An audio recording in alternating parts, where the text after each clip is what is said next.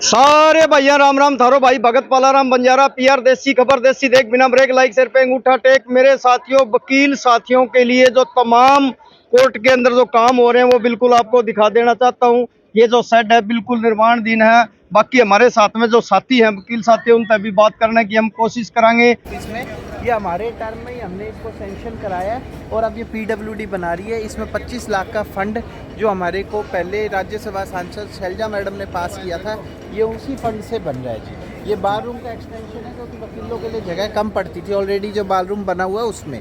तो अब ये पूरा बड़ा होके पूरा बड़ा बार रूम बन जाएगा जो कि बार की ज़रूरतों को पूरा करेगा। जो बार है जिला बार संघ सिरसा के पार्किंग शेड माननीय ये आपको बिल्कुल भाई गणेशी लाल जी ने ये जो शेड है बनवाया पूर्व राज्य उड़ीसा के कर कमलों द्वारा।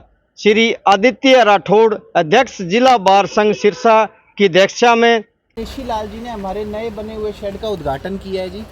ये हमने शेड जो लास्ट ईयर सीएम साहब ग्रांट देके गए थे 31 लाख रुपए की, उसमें तैयार करवाया है और उस फंड को एज इट इज़ हमने जल्दी से जल्दी रिलीज़ कराया ताकि वकील जितने भी है वकील साथी हैं उनकी गाड़ियाँ धूप में ना खड़ी हों, अदरवाइज़ बहुत मुश्किल हो जाता था, पार्किंग की शॉर्टेज रहती थी। तो ये भी शेड हमारी पूरी टीम ने इसका बड़ा अच्छे से निर्माण करवाया है। ये जो वकीलों को बैठने के लिए 60 से 65 सीटें जो बनाई गई है बात करवाते हैं।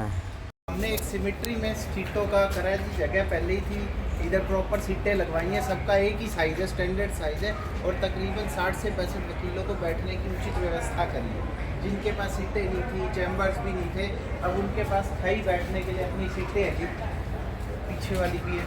ये कुल 27 सीटें लगवाई गई हैं।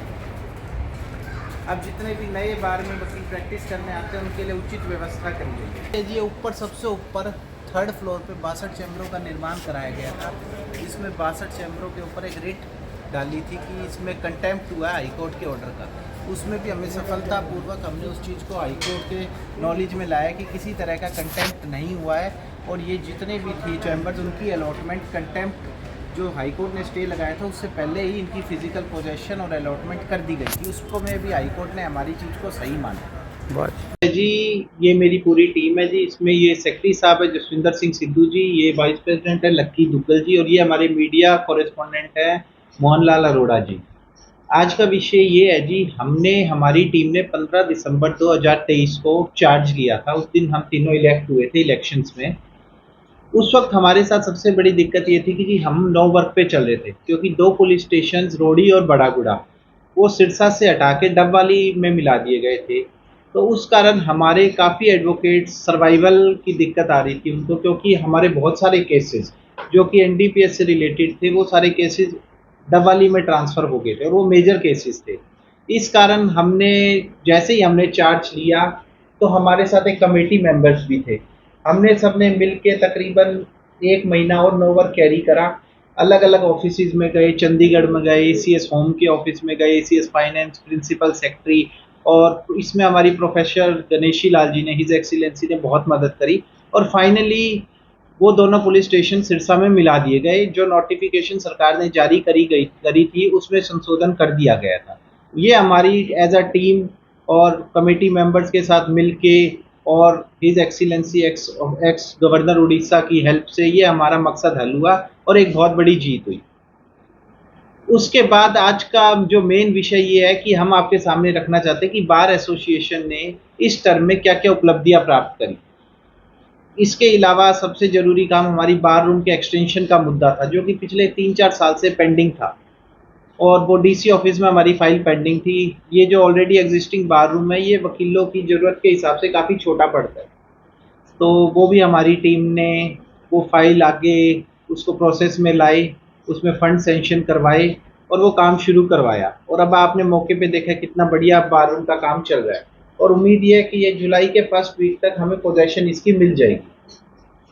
उसके अलावा हमें सीएम साहब एक फंड देके गए थे 31 लाख रुपए का शेड के लिए, वो भी हमारी टीम ने फंड सेंक्शन कराया, फंड रिलीज़ करवाया और अब आपके सामने इतना सुंदर शेड बन के तैयार हो चुका है जिसकी की 85 फुट चौड़ाई है और तकरीबन 180 फुट लंबाई है।